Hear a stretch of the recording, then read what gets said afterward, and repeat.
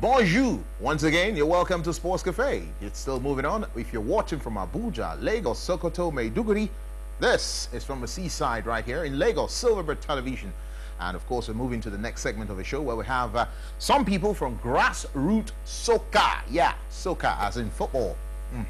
And this is a group of people who have come together to use football, especially from the schools, to help preach against self-medication, against prevention, against HIV/AIDS, and so on and so forth.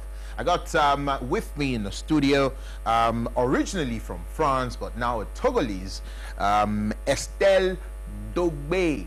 Bonjour, you're welcome. Thank you very much. Bonjour. Yeah, and of course I have the double chief himself, Igwe. How you doing? I'm okay. It's good to have you. Great guys to meet you. in the studio. Thanks. And what's all this grassroots soccer thing all about? I arrived in Nigeria last year and I saw so many people playing football, whether it was raining, sunny, they were sick or not, and I was like, there is something to do about that. People are dying from HIV/AIDS in Nigeria, and not only in Nigeria, all over Africa. And we can use this tool. I mean, it's a very powerful tool to raise HIV/AIDS awareness, malaria, and to talk about self-medication and all these issues that young people in Nigeria are facing. Okay, so how do you intend to achieve all that? What we do is that we train young people. They are usually aged 18 to 25 years old, and they love football. So we train them to our activities, sports activities, and then they deliver the activity in schools. So the children, they play football, they practice football, they talk about football, about sports events, and at the same time we give them key messages on HIV/AIDS and malaria. All that playing around football.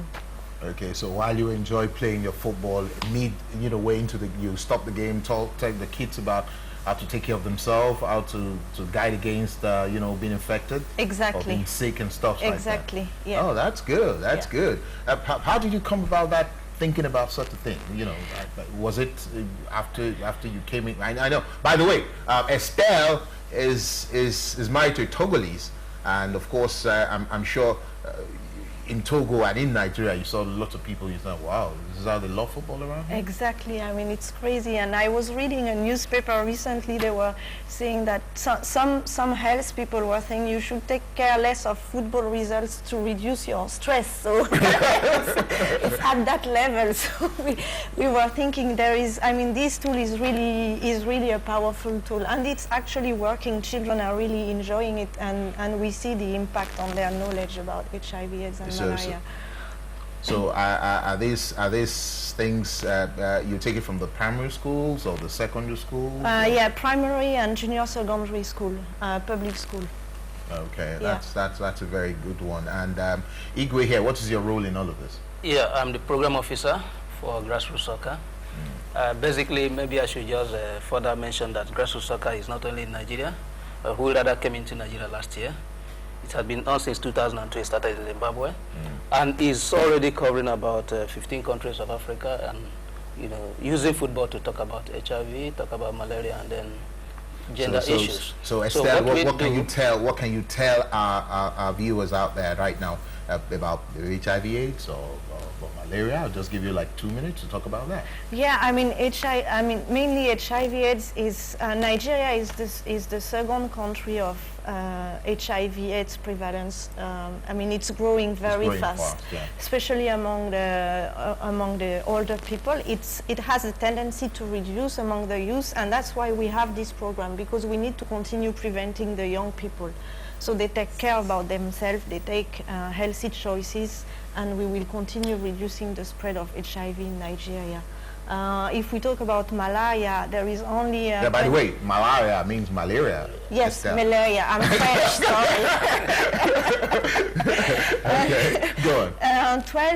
Only 12% of the people are sleeping under an bed net in Nigeria, which is a very low rate. And so we also you encourage people to use more nets, exactly, and to sleep in the nets, exactly, to avoid getting malaria. Okay. Yeah. And yeah, I mean, that's the two main issues that the children are facing at the moment. Yeah. All right, basically what we're talking about is while you play football, remember that AIDS is real, and take care, be careful. As far as my area is concerned, make sure you don't expose yourself to mosquitoes, and don't do self-medication, go to the hospitals, right? Exactly. And beginning to talk like exactly, you can talk to you can come and all right, before you go, I must say this is a very good one.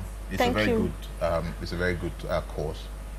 And do you have any competition you're preparing, you know? Yes, we do. We're preparing for our launching, because we are scaling up in Lagos pretty soon. So we want to organize a football competition where we will do some voluntary and counseling activity, playing football and all that. Playing football. All right, before we go, I'm made to understand that Igwe wants to do some kind of football work. Yes, I just want to do a partial demonstration because we don't have the space. We have the big space here. I can just... Okay. Maybe we just stand up for him and move a little bit backwards. Let's see what Igwe's got.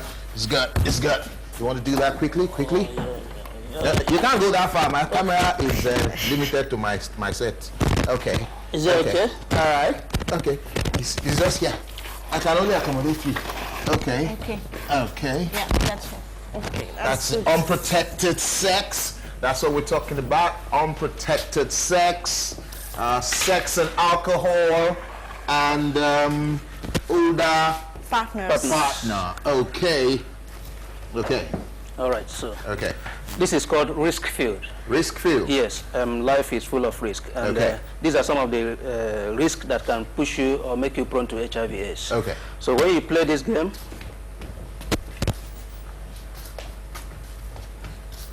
and you hit a cone, it then means you, for instance, if I hit older partner, it then means having sex with older partner, which puts you at risk of contracting HIV. Reasons being that older partners are more experienced, they have more sexual network, so they can influence your decision of using condom. So they're telling the younger ones to stay with the younger ones. And what we consider as older partner in this sense is people 5 years ahead of you. Okay. So if you hit sex and alcohol, the interpretation is that you've taken an alcohol, then you may not make the right decision while having sex. You may not even remember condom, so you can just have sex at random. So no alcohol. So you are exposed to contracting HIV for everybody. For everybody. Yeah.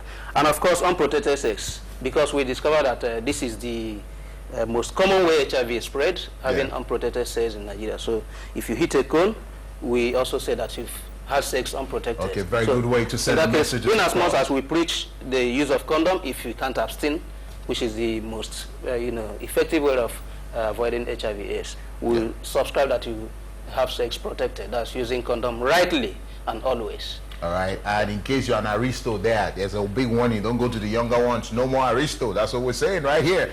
For all those aristo people. I want to say thank you very much, Estelle, for coming on the show. It's a good one you guys are doing. And of course, thank you very much, Thank you, Jide. Sports Cafe continues right after this time out. Don't you go away.